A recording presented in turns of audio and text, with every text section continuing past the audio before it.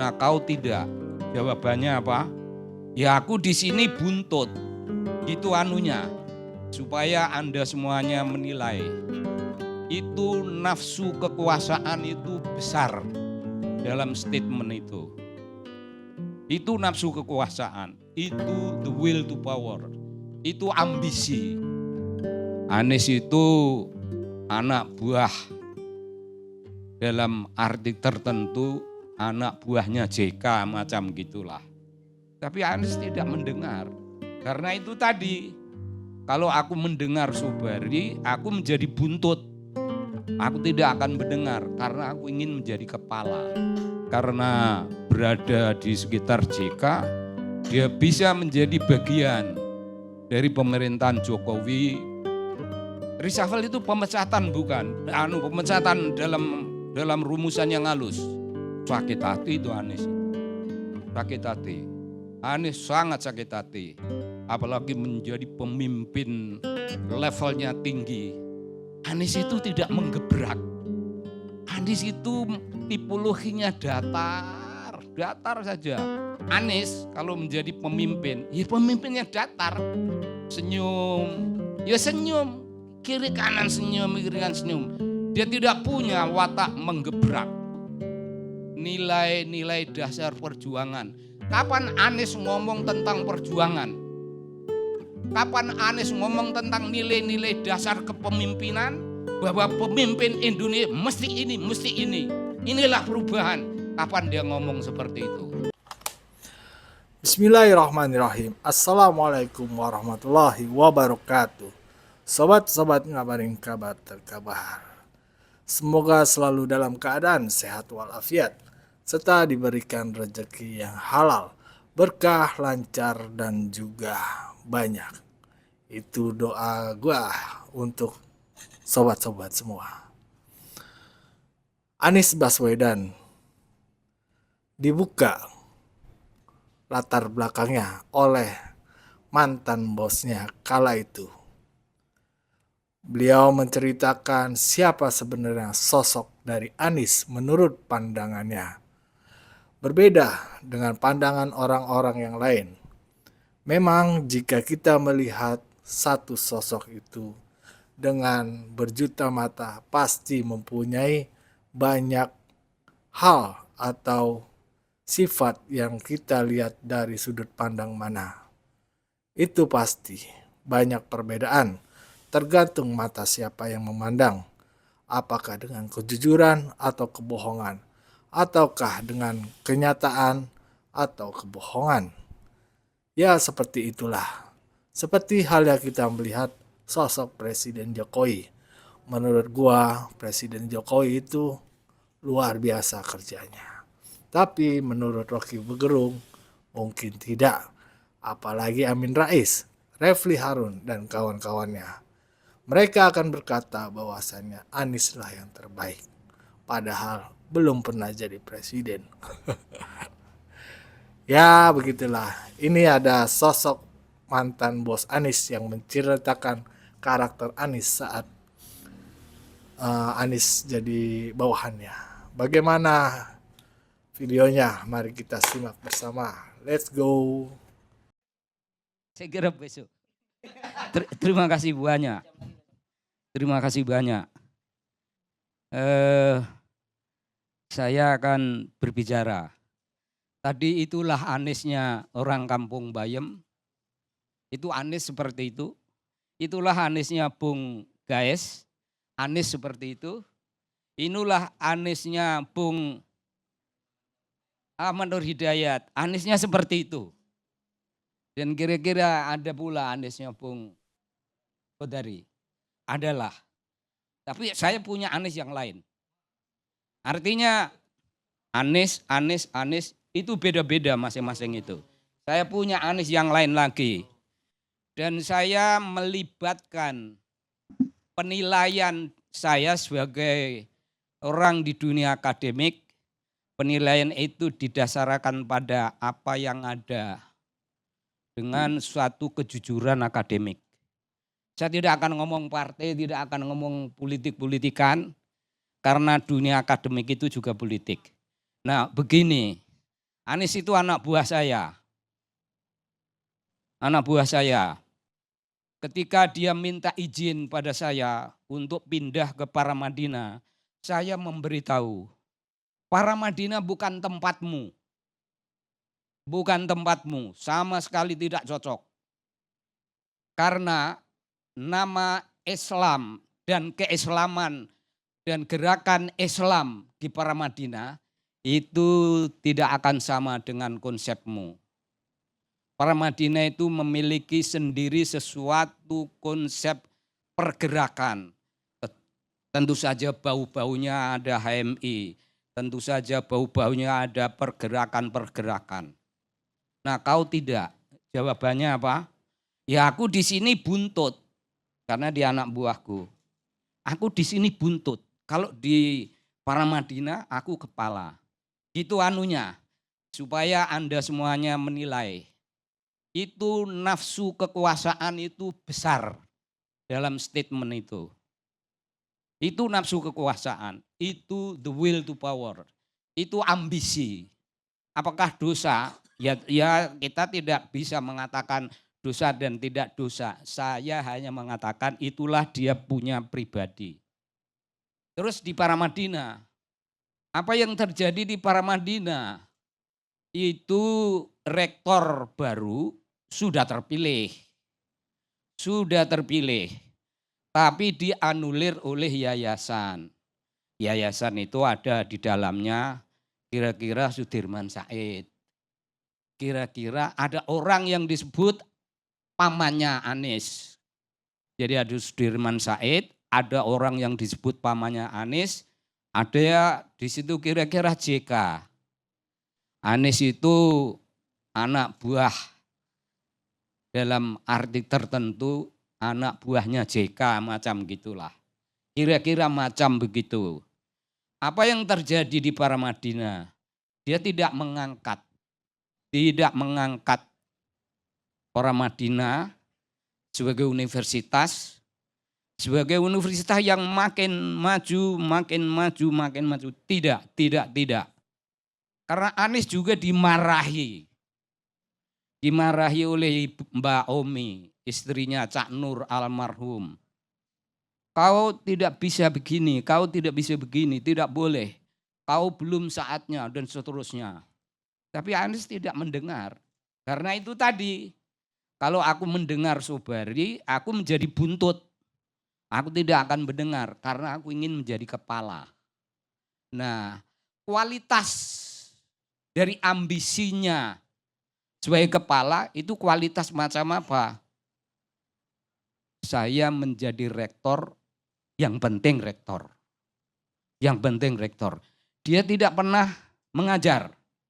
Jadi orang yang punya gelar akademik dan menjadi rektor, itu jangan disebut sebagai akademisi. Jangan sama sekali. Akademisi itu orang yang mengajar, dosen yang meneliti, dosen yang gigih mengajarkan hasil-hasil penelitiannya dan hasil-hasil bacaannya. Rektor itu birokrat. Yang penting punya gelar akademik. Ya kelarlah itu. Tapi apakah Paramadina yang tidak maju itu rumahnya Anies? Bukan. Anies bukan orang Paramadina, sama sekali tidak punya kultur Paramadina. Itu satu catatan yang saya maksudkan untuk mengatakan apa adanya. Maksud saya hanya ingin mengatakan apa adanya tentang Anies, dilihat dari sudut itu. Anies kemudian memimpin apa yang namanya Indonesia Mengajar. Banyak keluhan. Anies hanya kebanyakan punya keinginan. Keterlibatannya dalam Indonesia Mengajar tidak. Begitu yang saya dengar. Lalu tiba-tiba entah bagaimana karena berada di sekitar JK, dia bisa menjadi bagian dari pemerintahan Jokowi pada periode kepresidenannya yang pertama. jadi Menteri PDK, tapi kemudian apa namanya? Sabel. Reshuffle itu namanya. Bukan dipecat. Reshuffle ya. Reshuffle itu pemecatan bukan. Pemecatan dalam rumusan yang halus. Pecat enggak tepat pada waktunya, tidak pada tempatnya, diganti. Sakit hati itu Anies itu. Sakit hati. Anies sangat sakit hati. Dan barangkali berjanji dalam hati entah apa yang mau tetapi pada masa itu ada namanya Prabowo yang mengakomodir. Tapi ada satu hal, kalau Anies itu ingin menjadi kepala, apalagi menjadi pemimpin levelnya tinggi, Anies itu tidak menggebrak. Anies itu tipologinya datar saja. Diserang aja dia cuma seringas-seringis. Tidak pernah ketika diserang itu, kau salah mengatakan tentang aku begini-begini. Tidak pernah ada. Dia nyeringas-nyeringis dan ingin menunjukkan jiwa besar. Oh tidak berhasil. Tidak berhasil. Bung, saya menilai pembicaraan itu harus didasarkan pada apa yang objektif. Pembicaraan itu harus terdiri dari paparan-paparan akademik, objektivitas, tapi di atas objektivitas itu kita tidak pernah hanya berdiri pada objektivitas. At the end kita harus membuat satu penilaian. Anies kalau menjadi pemimpin, ya pemimpinnya datar, senyum, ya senyum, kiri kanan senyum. Dia tidak punya watak menggebrak. Dan dia mengatakan ingin menjadi tokoh perubahan. Ya nanti dulu. Bagi orang antropologi seperti saya, jangan ditipu. Saya mengerti. Perubahan itu adalah kodrat alam. Malam ini begini, malam besok tidak begini, itu sudah otomatis perubahan. Anies harus punya titik fokus. Perubahanmu dalam politik Indonesia itu apa? Katakan, dia tidak pernah mengatakan. Ya karena dia nggak bisa mau mengatakan apa. Politik Indonesia ini yang belak-belakan seperti ini, relasi-relasi antar partai yang begini, yang terang benderang seperti ini, mesti ada perubahan. Ya perubahannya itu apa? Fokusmu itu di mana? Ada titik fokus. Untuk menyatakan ini saja dia tidak bisa menyatakan. Tidak bisa menyatakan.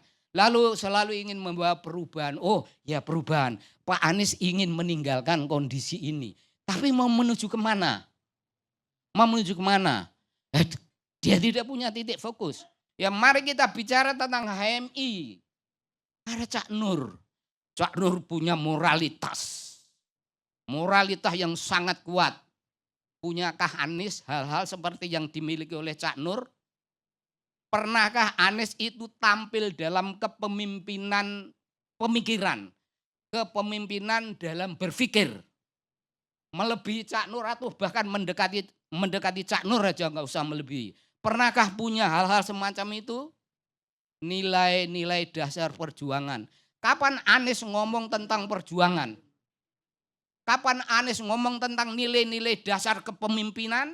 Bahwa pemimpin Indonesia mesti ini. Inilah perubahan. Kapan dia ngomong seperti itu?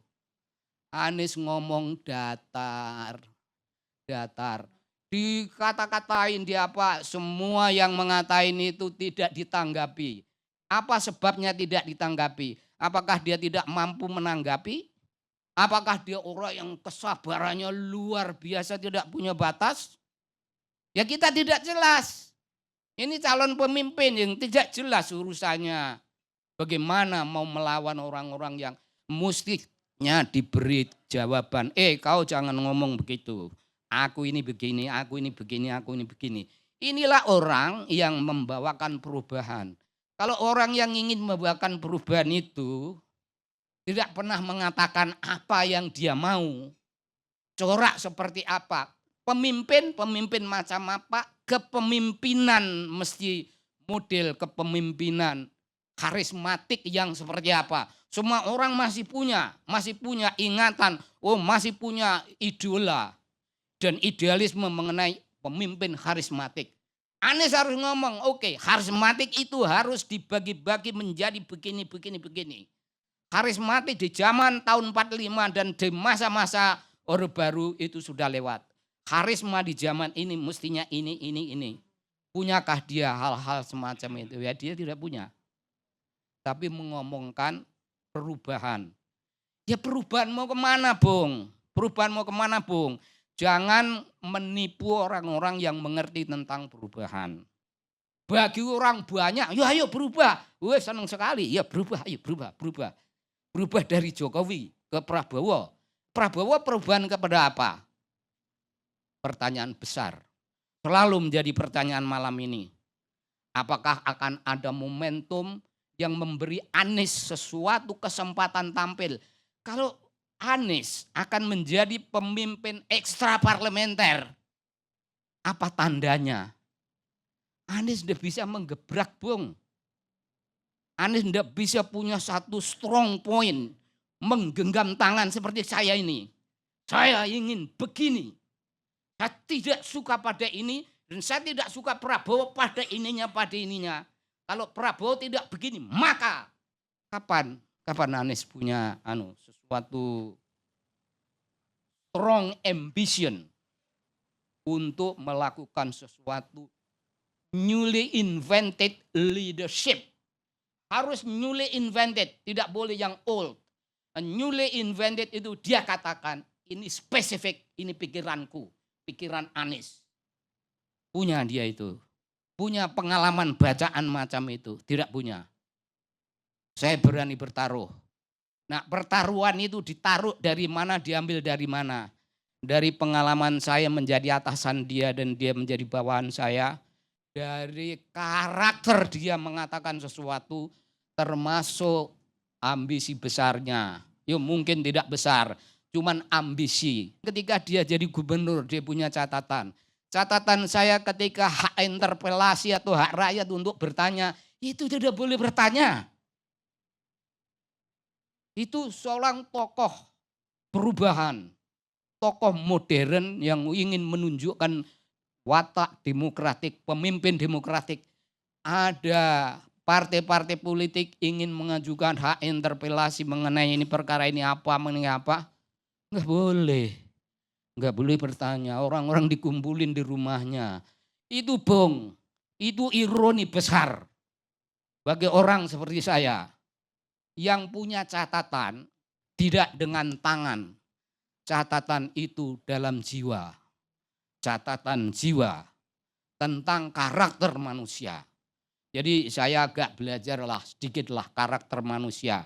Karena antropologi yang saya pelajari itu juga mengajarkan tentang karakter, tentang leadership, tentang karisma, dan tentang hal-hal di sekitar urusan-urusan kepemimpinan yang ada dalam benak saya. Anies tidak ada. Anies tidak ada. Tidak menjadi bagian dari idealisme barang yang ideal dalam kepemimpinan.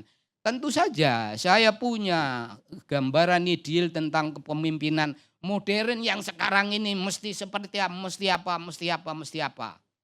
Ya adalah, ada yang tidak Soekarno, yang tidak Syahrir, yang tidak Tan Malaka, tidak yang dulu-dulu, tidak Soeharto, tidak SBY, tidak Jokowi. Ada sesuatu yang mestinya baru, tapi baru itu kalau itu harus ada perubahan.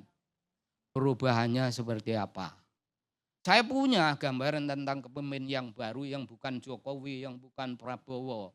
Ada sesuatu yang ada dalam jiwa, ada dalam imajinasi kita tentang politik. Tapi kalau Anies punya yang semacam itu dan ingin menggambarkan sebuah perubahan, itu hebat sekali. Tapi katakan perubahanmu itu perubahan seperti apa? Jangan hanya ngomong perubahan, semua orang bicara perubahan. Tapi pemimpin harus punya spesifik, strong point dan the center pointmu itu ada di mana. Dia tidak katakan. Ini catatan saya tentang Anies. Jadi kalau Anies hilang dalam politik, Bagi saya tidak ada masalah, tidak ada yang hilang.